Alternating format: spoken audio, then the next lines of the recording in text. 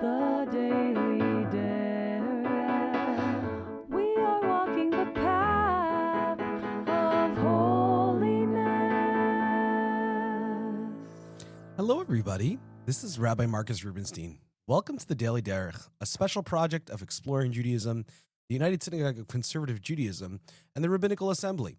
Today is the 6th day after Shabbat Kodesh, the 2nd of Nisan, 5786, corresponding in the secular calendar to Friday, March 20th, 2026. We will read Parashat Vayikra this coming Shabbat, and we are 12 days from Pesach. Let's begin. We'll start with Me'am Loez on the Parshat Vayikra. Since we spoke every day this week about that first word of Vayikra, why not finish it off? Why not do it the whole entire week, speak about this one word? And that should tell us, of course, that there's just so much to say on every single word of the Torah. It has such deep meaning. I think you can do this on almost every word of the Torah, but especially, of course, this first word of the book of Vayikra. And that is the word Vayikra. God called out. And if you didn't know what that word means at this point, if you've listened to the past 6 episodes, well, listen a little harder. It means to call, to speak. Right? And the idea is that God called out to Moses, or God spoke. Usually this is translated as God spoke to Moses saying, but really the idea of kara is calling out. And according to our rabbis, they actually use this scene to teach proper conduct of how we should treat each other. What God was trying to do was be an example of how we should treat our fellow human beings. When we see a fellow human being busy with something else, or doing something, busy with something, whatever it may be, it's not actually kind, it's not courteous to just all of a sudden start talking and asking for what you want or whatever you want to say, but rather you shouldn't also just say, hey guy, hey dude, but instead you should say, hi Marcus, or hi Tim, whatever it may be, use their name. And this is so important. We spoke about the importance of using someone's name, of calling out to someone, how it's so kind to call out to someone and use their name first, of really first understanding that they're a unique human being. But beyond just valuing the fact that they're a human being, it might be frightening. It might be upsetting, almost surprising to be called upon and all of a sudden out of the middle of nowhere and to be asked something, and you might also give the wrong answer and you might reply wrong if you don't have that second to first return to what is actually happening at this moment. And you might see this as like a really small thing, right? This is a tiny, tiny thing. Imagine all of a sudden being surprised by someone when they come in the room and ask you for something, right? There's that 3 seconds of like disorientation, like what? Oh my God. We usually just kind of go over it and don't even think about it. But I think it really means something, that the rabbis thought about it, right? The rabbis took it seriously. The little pieces every day that we make someone else's day uncomfortable, even if it's in the tiniest bit, we should work hard as Jews to conduct ourselves in a way that does not make people uncomfortable, that does not give people moments of discomfort. We should worry about those things. I think there's this idea of sort of saying, well, tough it out. It's okay. The world's a hard place to be. Well, we shouldn't make it any harder, right? And that's a very important understanding within Judaism. And it's really what Derech Eretz means, is to behave in a way that isn't harmful to anyone else. And I think that's why we have this idea, Derech Eretz, Kodem LaTorah, right? That in the Gemara it says that Derech Eretz should actually be before Torah, right? Derech Eretz first.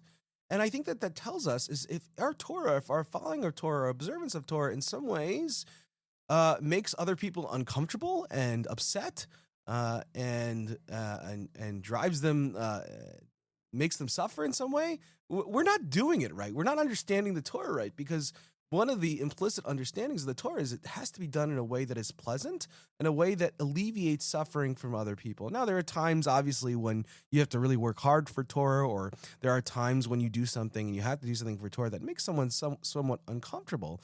But in terms of a normal state of people who all value Torah and who all value Judaism and have similar values, at least, right, we should be conducting ourselves in a way that doesn't insult somebody else, right? This doesn't mean don't practice Judaism, God forbid, but I think we can understand in a basic sense that every Jew, no matter how pious they are or wherever they stand, they must conduct themselves in a way that is courteous to someone else and helps other people go about their life with the least amount of suffering possible. I think this is really important. Of course, this lesson also teaches, I think, the idea, something very interesting, that Moses was unique in that he was allowed to enter the Ohel Moed anytime. He was allowed to go in and speak to God, unlike anybody else. He can come in anytime. But the Moses actually had a personal minhag or a personal tradition to say he's not going to just walk into the Ohel Moed and start talking to Hashem, but rather he's going to wait till God calls him. And this is a way that Moses chose to respect God, even though God allowed him in further and into a more intimate situation. I think this is so important with us. Sometimes God might say to us, you can be more intimate, or it's okay. You can treat me more familiarly. I think as human beings, we should respond like Moses and say, wait a second, no, I'm not going to take kavod away from you. I'm going to treat you with the dignity that you deserve. And that's true also for other people. Someone might say to you, you know what, you can come in anytime. You can come in uninvited. But we all know that doesn't mean you should really go in uninvited. That means you should still call first, at least, or have a basic modicum of respect of the other person still. Just because someone alleviates their own kavod and releases their own kavod or their own honor, doesn't mean that we have to treat them any differently or any less, in a respected way, which is so important for us. Let's continue with the Mishnah Torah on the laws of Pesach, or the laws of Chametz uMatzah in the language of Maimonides, the laws of Passover. We're in the fourth chapter. We're going to do the third and fourth halacha of the Mishnah Torah in this place today. We spoke yesterday about this idea of selling chametz, of getting rid of chametz, and when it would be considered, and how distant the chametz sort of needs to be from us financially. Right, we need to completely sell our chametz or get rid of it whatever way. That doesn't mean we can't have it at our house, but it has to be covered up so that we don't necessarily see it. So oftentimes Jews will end up with chametz in their house, even on Passover. It's just technically not their chametz.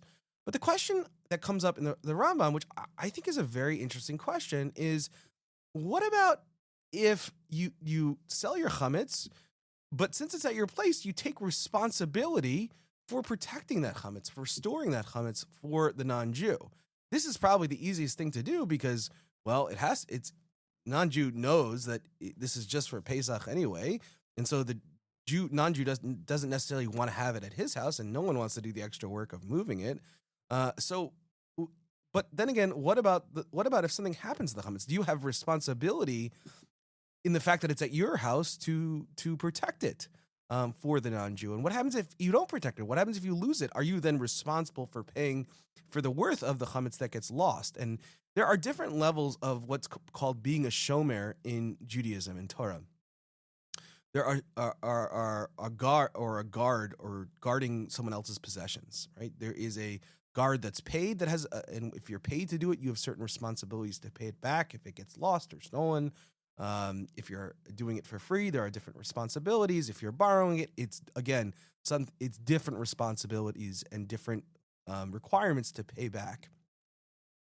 So the idea is if you have it at your house and you're keeping it for this non-Jew, even though it's the non-Jew's property, if you make an agreement where if that chametz gets ruined or stolen in some ways or something happens to it and you would then have to pay back the non-Jew because it's their property, then it is considered as though, even though it's not technically yours, since you have such a responsibility for protecting the chametz, it's considered like having it on Pesach, and you would then be in violation of the fact of the Torah commandment to not have chametz found in your possession on Passover. This is a very interesting law because, it would almost make sense from a Jewish ethical standpoint of saying, well, if I'm sort of doing you a favor by storing it, and you're doing me a favor by not having to move it, since I'm going to have to move it back, you might want to say to the non-Jew, well, if something happens to it, I'm going to pay for it. Don't worry. But we technically can't do that. And I would think that rabbis would want you to do that, again, because that seems like the respectable thing to do when you keep someone else's possessions. You would take responsibility for it. Now, the question must be asked, then why are the rabbis saying this? Why are the rabbis sort of going in this direction? And why are they being so stringent about this? Because I think as a sfera, as just an illogical interpretation from my own mind, I think probably the reason is the fact of the matter. If you have to make sure, if you're going to pay a penalty, if you're going to have to pay the non-Jew for the chametz that gets lost that was his, then you're going to be thinking about, I need to protect it. I need to make sure it's safe. It's a valuable item that I need to keep safe. And even thinking those thoughts on Passover means that you're thinking of the value of chametz, and valuing chametz during Passover is the problem. Right? Remember, we said when we talked about bitul, or the nullification of chametz that has to happen after the destruction of it on the morning of the 14th of Nisan, we said that we have to think of the chametz, and we're declaring that all the chametz is afar ka'ara, like dust of the earth, right? It has to be, meaning it has to be considered completely valueless. So if we have chametz in our house and we're valuing it and keeping safe care of it for this non-Jew in our house, and so much so that we're going to have to pay liability if we lose it or something happens to it in that time, then it is like we're really valuing it in a way. And the Rambam even takes this so far to say, even if the Gentile forces this upon you, even if you know that even if the legal agreement, even if the agreement is set up, or there's sort of a handshake that you're not going to have to pay liability for it if it gets lost, but you know, if it gets lost, the non-Jew is going to take you to court, is going to force you in some way and compel you to pay.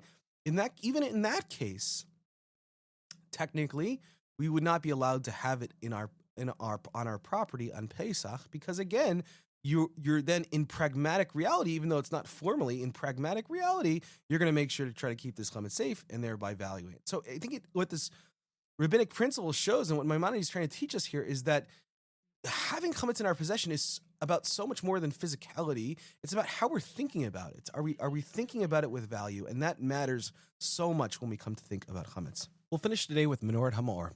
We're still on the second chapter of the Menorat HaMaor section on Pesach, and we will look at I think a beautiful interpretation that really illustrates an important psychological lesson for all of us. In Pharaoh's blaming of the Jewish people that they are going to rebel against the Egyptians and cause the Egyptians to leave the land and do terrible things. The line from Exodus 1:10 says, "Va'ala min aretz," and he will arise from the land. They will go, and he will go up from the land. And the Talmud actually notes and says, should not it have said, "and we will go up from the land"? Meaning, the problem is that Pharaoh seems to be worried about is that the Jewish people will get very upset and rebel, and they will sort of conquer Egypt and destroy Egypt. So it should say we, not he. And so what is the he here? According to Rabbi Abba Bar Kahana, said, it is like a person who curses himself but attributes the curse to his fellow. This is a line that needs some unpacking. What's going on here? Well, I think what Rabbi Abba Bar Kahana is arguing is that Pharaoh was having some trouble with his subconscious. Well, he knew inside that what he was doing was the problem, that he was the one who was persecuting the Jewish people, that he was the one who had these very paranoid fears and xenophobic fears about the Jewish people, and he was the one who was going to cause the harm. And so basically what happened is he knew inside that he was afraid that they will be the ones to go out from the land, meaning the Egyptians will be the one to go out from the land and be kicked out. But instead, the way when Pharaoh says it, he says the Jewish people will be the one to go up from the land, according to the Talmud here. And it's a little confusing, like what the rabbis, seems almost like a very forced interpretation of what they're saying. And why would Pharaoh do that? But according to the psychological analysis of Rabbi Abba Bar Kahana, and what I think what he's saying here that's really, really beautiful is I think that Pharaoh knew what he was doing was wrong, but what he was doing was blaming someone else for the problem, scapegoating the Jewish people for what was going wrong. And this happens often, right? Where we know we're doing something wrong, and the temptation, if we're not watching ourselves, is to blame somebody else. It's like a boss who knows he's doing a terrible, terrible job or doing something wrong, and he's starting to get paranoid about it and starting to get a lot of anxiety about it. And what does he do? He blames his workers, right? He says, well, you've been the one that's the problem. Or, for example, like a teacher knows that they are struggling to teach the students. And what do? They blame the students. They say that it's not my teaching needs to get better, or I need to change the way I'm teaching it. But these students are terrible. In this generation, all the students are bad. They don't work hard. They're terrible. And this is how so much evil happens. It's what we call scapegoating that happens often. And it seems very clearly here from this passage and this midrashic idea that specifically that Pharaoh knew this. Pharaoh knew what he was doing, and he was scapegoating the Jews for the problems that he saw. And of course, this wasn't the end.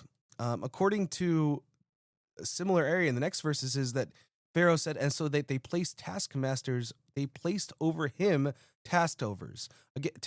So shouldn't it say they placed over them, meaning in the entire Jewish people? Why just over him?